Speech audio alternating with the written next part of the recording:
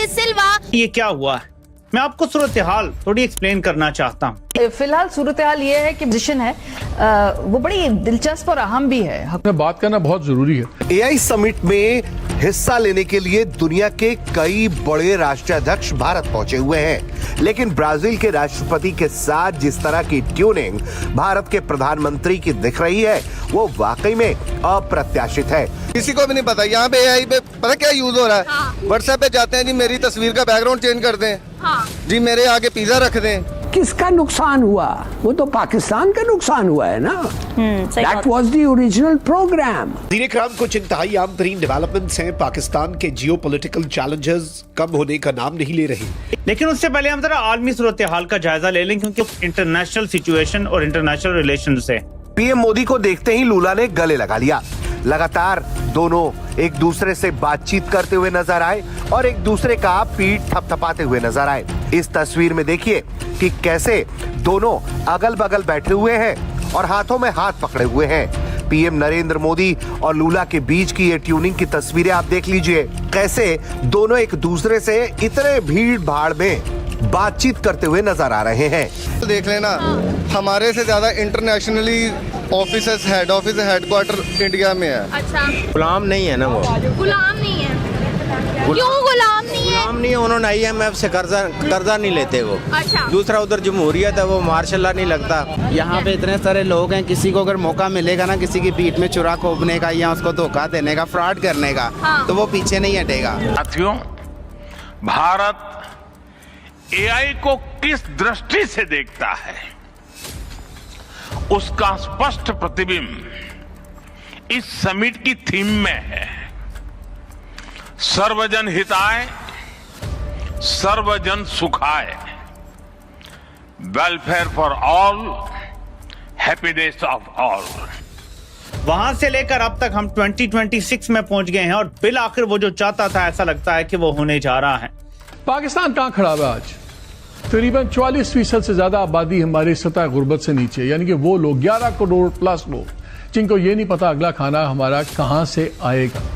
44% बच्चे हमारे स्टंटेड हैं, यानी कि वो उनकी फिजिकल बॉडी और माइंड डेवलप नहीं करते। लाखों लोग हमारे पाकिस्तान छोड़ के जा रहे हैं। शुक्र है उनकी वजह से पैसा बढ़ना शुरू हो गया, बट वो नौकरियों के लिए, मुस्तकिल के लिए। मुल्क में अनएम्प्लॉयमेंट बढ़ी है, बेरोजगारी बढ़ी है, महंगाई बढ़ी है, मगर आवाम की नुमाइंदा ये जो हुकूमत है ना, ये आवाम की नुमाइंदा नहीं है। आवाम ने इनको वोट ही नहीं डाला, ये ना जबरदस्ती बैठे हुए हैं। अब इंडिया की तरफ अगर वो जा रहे हैं तो ऑब्वियसली कोई ना कोई उनकी प्रेजेंटेशंस होंगी, कोई बिजनेसेस वगैरह लेके आ रहे होंगे, तो ऑब्वियसली ऐसे ही है। हमें एजुकेशन के बारे में कोई बता ही नहीं रहे। हमारा जो एजुकेशन मिनिस्टर है ना, माशाल्लाह, उसको आप बिठा के उसके साथ जरा डिबेट कर लेना, उसको अली बेका भी नहीं पता। वो कोई और ताकत है और आगे ये पपिट बैठे हुए हैं। तो हमें नहीं कुछ करना चाहिए इस हवाले से? अगर उनका देखें, हमें करना ये चाहिए कि हम एक कौम बने सबसे पहले और सड़कों पर निकलें और भरपूर एहतजाज करें। ये जो पास बिजनेस प्रपोजल लेके वो उसी सूरत में आएगा अगर उसको नजर आएगा कि उसको कुछ मिल रहा है। ऑब्वियसली पाकिस्तान में उनको नजर नहीं आता कि उनको कुछ बेनिफिट मिलेगा, इसलिए वो नहीं आते हैं। इंडिया में उनको नजर आता है कि उनको बेनिफिट्स मिलेंगे, उनकी ये डील जो है वो कामयाब होगी, सक्सेसफुल होगी। उसकी वजह यही है ना कि हमें शऊर नहीं दिया जा रहा। भाई एआई क्या है?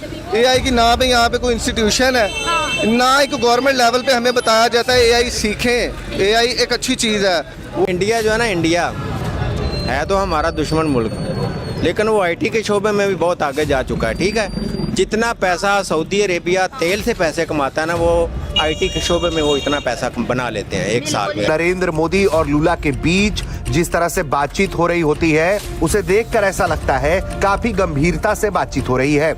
इस दौरान ब्राजील के राष्ट्रपति लूला लगातार किसी बात को लेकर पीएम मोदी को ब्रीफ करते हैं, ऐसा ही तस्वीरों में दिखाई पड़ता है। डिफरेंट डील्स कर रहे हैं, डिफरेंट टेक वगैरह में। वहाँ पे AI समिट हो रही है बहुत बड़ी, उसके लिए इंडिया में लाइनें लग गई हैं प्रेसिडेंट्स की। तो क्या कहेंगे, ऐसा क्या वो चीज करते हैं कि दुनिया उनकी तरफ खिंचती चली जाती है? एआई की तरफ बात कर रहे हैं हम, इंडिया की तरफ बात करें, इंडिया की तरफ दुनिया। मैं बताता हूँ आपको।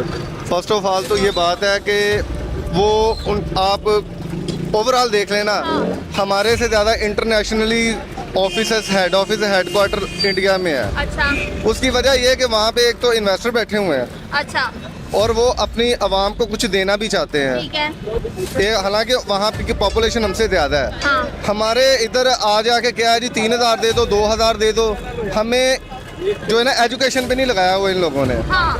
हमें एजुकेशन के बारे में कोई बता ही नहीं रहे। हमारा जो एजुकेशन मिनिस्टर है ना माशाल्लाह, उसको आप बिठा के उसके साथ ज़रा डिबेट कर रहे हैं ना, उसको अली बे का भी नहीं पता। वहाँ पे इतनी बड़ी एआई समिट हो रही है, दुनिया की सबसे बड़ी, अमेरिका वगैरह को टक्कर दे रहे हैं। यहाँ पे एआई का किसको पता है? किसी को भी नहीं पता। यहाँ पे एआई पे पता क्या यूज हो रहा है? हाँ। व्हाट्सएप पे जाते हैं जी मेरी तस्वीर का बैकग्राउंड चेंज कर दें, हाँ। जी मेरे आगे पिज्जा रख दें। उसकी वजह यही है ना कि हमें शऊर नहीं दिया जा रहा भाई एआई क्या है। एआई की ना पे यहाँ पे कोई इंस्टीट्यूशन है, ना एक गवर्नमेंट लेवल पे हमें बताया जाता है एआई सीखें, एआई एक अच्छी चीज़ है। वो अलग बात है कि लोग उसको गलत भी यूज़ कर रहे हैं, लेकिन अगर हम उसको टेक्निकली एज ए एजुकेशन तौर पे यूज़ करेंगे ना तो हमें बड़ा बेनिफिट है, हमारी टेक्नोलॉजी आगे जाए। अभी आप ये एआई की बात करें, अभी मैंने किसी से पूछा था एआई क्या होता है, वो कहते हैं कि जो फेक इमेज बनाते हैं ना उसे एआई कहते हैं। एआई को एजुकेशन में इस्तेमाल नहीं करते। मैं वही आपसे अर्ज कर रहा हूँ, एजुकेशन में अगर एआई यूज होता है तो आप यकीन माने कि पाकिस्तान में बड़े टैलेंटेड लोग बैठे हुए हैं। लेकिन आप वाली बात जो आपने बताई, किसी ने बताई कि हम वो फेक, अगर ये भाई साहब मेरे सामने होते उनको बताता फेक चीज़ बनानी है, वो तो वैसे भी आज से 4-5 साल पहले भी चले तो उससे भी फेक चीज़ें बन जाती हैं। एआई को हमें हमारी गवर्नमेंट को चाहिए कि ऑफिशियली तौर पे ना एआई को जो है ना वो लॉन्च करें और हर इंस्टीट्यूशन में ना उसके लिए हमें सामान प्रोवाइड करके दें कि जिससे हमें एआई में मजीद सीखने में जो है ना हमें सर वहाँ पे लोग जो है इन्वेस्टमेंट करते हैं, इन्वेस्टमेंट के लिए आते हैं, डिफरेंट कंट्रीज इन्वेस्ट करती है तभी तो वो प्रोवाइड करने के काबिल है। यहाँ पे इन्वेस्टर आएंगे तो कुछ होगा। हाँ, यही बात मैंने आपसे पहले भी की थी। इंडिया में इन्वेस्टर बहुत बैठे हुए हैं। अच्छा वो होता क्या है, वो एक तो आवाम सीखती है और दूसरा इन्वेस्टर को फायदा होता है कि उनको भी पैसा आ रहा है और आवाम सीख रही है। आप वहाँ पे जो कंटेंट उनके कंटेंट है ना, यूट्यूब देख लें, टिकटॉकर देख लें, कोई भी सोशल मीडिया देख लें, वो सब एआई का यूज़ कर रहे हैं। और हमारे यहाँ वही आ जाके जनाब वो पुरानी चीज़ें जो चल रही हैं उसी को जनाब सर्कुलेट कर रहे हैं। भारत की बढ़ती ताकत देखकर दुनिया दंग है। जहां एक तरफ एआई समिट में पीएम मोदी ने पूरी दुनिया को मानवता का पाठ पढ़ाया, वहीं ब्राजील के राष्ट्रपति का वो आजादी गले मिलना चर्चा का विषय बन गया है। प्रोटोकॉल टूटा तो सीमा पार हलचल मच गई। आमतौर पर विदेशी दौरों में नेता एक दूसरे से हाथ मिलाते हैं, लेकिन ब्राजील के राष्ट्रपति का पीएम मोदी को गले लगाना वैश्विक मंच पर भारत की स्वीकार्यता का नया अध्याय है। जानकारों का मानना है कि ये आजादी झप्पी अंतर्राष्ट्रीय राजनीति में एक बड़े बदलाव का संकेत है। जब ब्राजील जैसा बड़ा राष्ट्र भारत के साथ कंधे से कंधा मिलाकर खड़ा होता है तो यह संदेश सीधा है।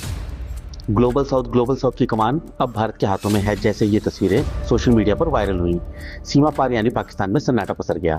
पाकिस्तानी मीडिया और वहां के रक्षा विशेषज्ञ इस बात को लेकर परेशान हैं कि कैसे भारत एक तरफ तकनीक एआई में दुनिया का नेतृत्व कर रहा है तो दूसरी तरफ दुनिया के ताकतवर देशों के साथ ऐसे मधुर संबंध बना रहा है जिन्हें तोड़ना नामुमकिन है।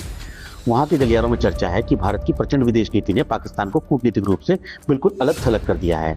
कमेंट में बताएं और MBM न्यूज HD से जुड़े रहें। अगर आपको वीडियो पसंद आए तो चैनल को सब्सक्राइब करें और बेल आइकन को जरूर दबाएं ताकि आपको ऐसे ही लेटेस्ट वीडियो की नोटिफिकेशन मिलती रहे। Thank you for watching. मैं हूं विवेक। मिलते हैं नेक्स्ट वीडियो में। Stay updated and stay safe.